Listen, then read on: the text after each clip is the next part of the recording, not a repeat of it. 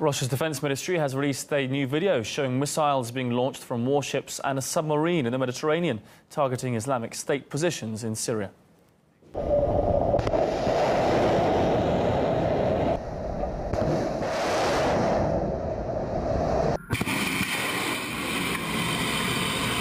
Russian intelligence is tracking ISIL fighters who've been trying to escape their stronghold in Raqqa through the so-called Southern Corridor. That's pretty much their only way out, as the city has been surrounded by US-led coalition forces for quite some time now. From what we understand, the fighters have been trying to go from Raqqa to Palmyra via the Hama province, and that's where they've been targeted in the latest series of airstrikes from Russia. Now, as ISIL continue to lose ground in Raqqa, this is certainly not the first time we've heard terrorists manage to escape the city. In fact, there have been reports last month of the Kurds, one of the main forces fighting ISIS, opening up a corridor, allowing the terrorists to leave the city of Raqqa. The Kurds have denied this, but the Ministry of Defense in Russia have confirmed seeing the movement of large ISIL convoy moving from Raqqa towards Palmyra. In these latest images released, it shows 6 cruise missiles being launched from 2 warships and a submarine currently located in the Mediterranean. And the strikes managed to destroy an ISIL command center and several ISIL weapon stockpiles in the Hama province as well. Now, Turkish and Israeli forces that are also operating in the area, they have been informed about the strikes in advance, but nothing is said about communicating with the coalition forces, as on Monday, Russia has halted the agreement of military cooperation in Syrian airspace with the U.S. after they downed a Syrian government fighter jet near Raqqa on Sunday. Well, let's go live now to award-winning journalist Martin Jay to discuss this further. Thanks for joining us, Martin, here. It seems the Russians and the Americans, two similar aims, perhaps, very different methods, though. What are the differences mainly in their two approaches to fighting ISIL?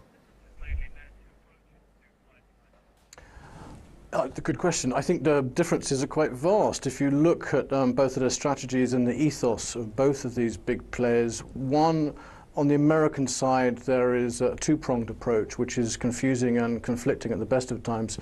America wants to support a large demographic of forces, not its own, of course, but others, largely Kurdish, who are supposed to take over and destroy ISIS positions. But at the same time, the Americans also have their own geopolitical struggle within Syria against the Assad regime.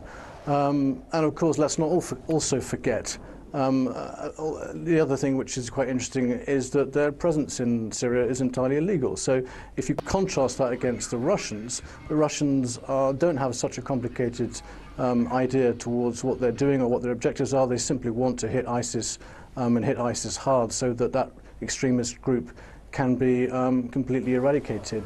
They're also invited and they're also prepared to put their own soldiers on the front line. So I think there's a lot of differences, and we've seen that today.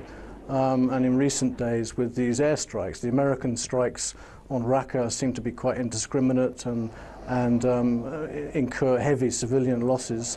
They don't seem to care about feeding the extremist machine with new recruits every day, people who see their loved ones die by this indiscriminate bombing. And also, to contrast that, the Russians have been doing a very good job of striking ISIS, and as a result of these American airstrikes, which have created these rat lines, these corridors, which your correspondent alluded to earlier, those are a result of not a very efficient and not a very thorough and very serious ideology from the Americans to destroy ISIS. I've never believed that America really wants to destroy ISIS in Syria, whereas I think Russia's plans are to do just that. Looking at the sort of battle maps of Syria, how they've chopped and changed over the last few months, the fighting terror aspect of the Syrian war seems to be moving closer to an end now. ISIS on its last legs, many would argue. What do you think's next, though, once ISIL is gone, which it inevitably will do as a field military force, so to speak? What's next with so many players there in the field?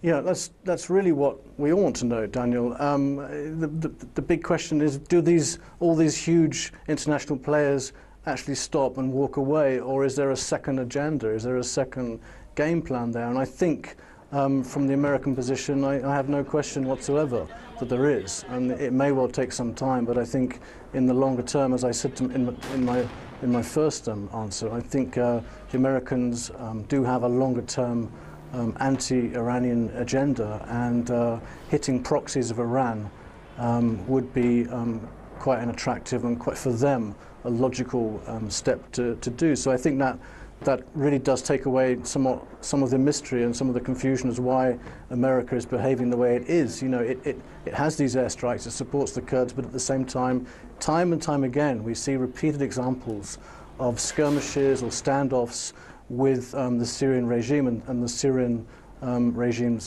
coalition partners like the Iranians or Hezbollah, and that gives you an indication of what the long-term goals are. But if you look carefully at Trump's long-term vision of the Middle East anyway, I mean, he has a very, very lucid idea of destabilizing Iran, and what better place to start than Syria if we are able to fast forward and look at a new picture in the next coming few weeks or coming months whereby the extremist part of the equation is completely removed.